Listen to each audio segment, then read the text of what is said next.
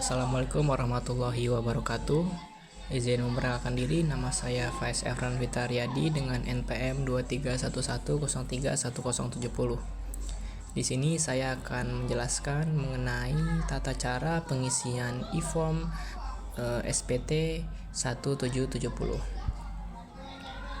Nah, sebelum kita melakukan pengisian SPT tersebut, kita harusnya mengetahui terlebih dahulu apa sih namanya e-form SPT 1770 ini dan kegunaannya itu apa. Nah, formulir ini tuh kegunaannya adalah untuk diperuntukkan bagi wajib pajak yang memiliki penghasilan dari usaha atau pekerjaan bebas, penghasilan dari satu atau lebih pemberi kerja, penghasilan dengan PPh final, atau penghasilan dalam negeri maupun luar negeri lainnya yang dilaporkan untuk pemerintah dari seorang wajib pajak. Nah, setelah kita mengetahui apa itu e-form SPT 1770, di sini kita melihat kasus latihannya terlebih dahulu. Nah, kasusnya itu adalah merupakan kasus dari Ibu Yulianti. Nah, Ibu Yulianti ini memiliki usaha toko butik dan hijab sejak tahun 2017. Nah, usaha tersebut baru ber-NPWP sejak 1 Januari 2020. Yulianti ini melakukan penjualan secara offline dan juga melalui online juga, melalui Instagram, Shopee, dan Tokopedia. Nah, di sini Yulianti juga mengurusi kedua orang tuanya yang tidak berpenghasilan. Lalu dalam menjalankan perpajakan, Yulianti telah mengajukan diri untuk menggunakan tarif peredaran tertentu atau UMKM dengan tarif 0,5% final. Nah, di sini ada terkait data-data dari keluarga dari Yulianti. Lalu di sini ada informasi terkait penghasilan selama tahun 2023 dan juga informasi tambahan terkait harta dan utang Yulianti. Nah, setelah kita mengetahui contoh soalnya, kita langsung ke pengisian SPT SPT 1770 ini. Nah, setelah kita melihat contoh soalnya tadi, di sini kita masukkan data-data yang kita lihat tadi ke SPT 1770. Nah, untuk data yang pertama yaitu pada lampiran keempat, yaitu harta pada akhir tahun. Nah, di sini harta-harta dari Ibu Yulianti tadi seperti tanah, rumah, mobil-mobil, terus juga logam mulia dan juga tabungan dari Bank MND itu kita masukkan ke dalam sini. Lalu setelah itu kita mendapatkan totalnya yaitu sekitar Rp1.930.000. Nah, lalu kita scroll ke bawah, di situ ada bagian B yaitu tentang kewajiban utang pada akhir tahun. Nah, di contoh soal tadi kita dapat melihat ada kewajiban yang harus dibayar oleh Ibu Yulianti, yaitu kewajiban utang pada Bank RTS dan juga kewajiban utang dengan Pak Andre. Nah, di sini kita masukkan nominalnya, Bank RTS 250 juta, Pak Andre 150 juta. Nah, di sini totalnya yaitu 400 juta rupiah. Lalu Ibu Yulianti juga tadi menginfokan bahwa dia menanggung kedua orang tuanya, yaitu atas nama Pak Joko Darmawan dan juga Desi Kusuma. Nah, di sini kita masukkan juga pada bagian C daftar susunan anggota keluarga. Lalu setelah kita menyelesaikan formulir lampiran keempat SPT 1770 ini, kita lanjut ke lampiran yang ketiga yaitu mengenai penghasilan yang dikenakan pajak final atau bersifat final. Nah, di sini Ibu Yulianti mempunyai penghasilan yang dikenakan pajak final yaitu terdapat hadiah undian motor, terus juga ada sewa atas tanah atau bangunan. Nah, di sini hadiah undian motor yang Bu Yulianti dapatkan yaitu sekitar 60 juta rupiah. Nah, di sini kita masukkan, dan juga sewa atas tanah juga sekitar 20 juta rupiah kita masukkan.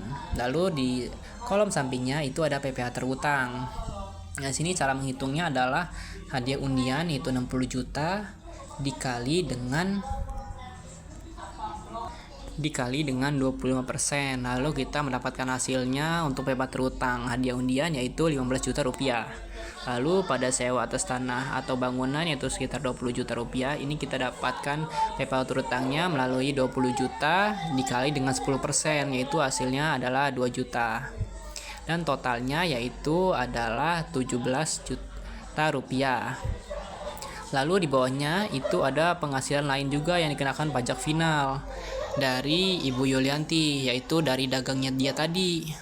Nah, dagang dia tadi itu dari offline maupun online itu totalnya adalah 805 juta rupiah. Lalu pada PPh terutang kita dapatkan yaitu dengan cara 805 juta rupiah dikali 0,5% yaitu 4.025.000 rupiah. Lalu semua penghasilan yang dikenakan pajak final dari Bu Yulianti itu kita totalkan dari 15 juta, 2 juta sampai 4.025.000 menjadi 21.025.000 rupiah. Nah, setelah kita selesai dengan lampiran ketiga SPT 1770, kita lanjut ke lampiran kedua. Lampiran kedua ini kita tidak usah mengisinya karena Ibu Yulianti ini tidak mempunyai daftar pemotongan atau pemungutan PPh oleh pihak lain. Jadi kita bisa skip. Lalu kita menuju ke lampiran pertama.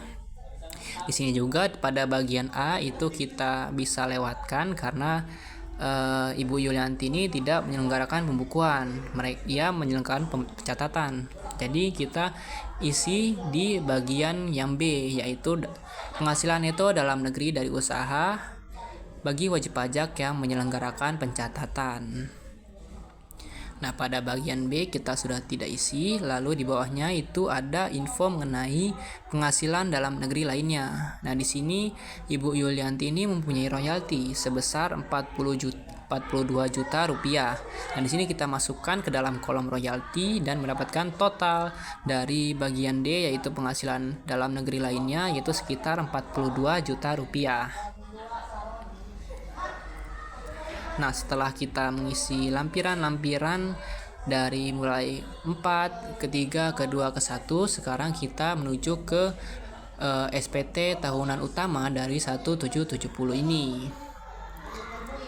Nah, data-data yang kita dapatkan tadi kita masukkan ke dalam halaman utama ini, yaitu seperti identitas, terus juga penghasilan neto tadi sekitar 42 juta rupiah dari royalti itu kita masukkan.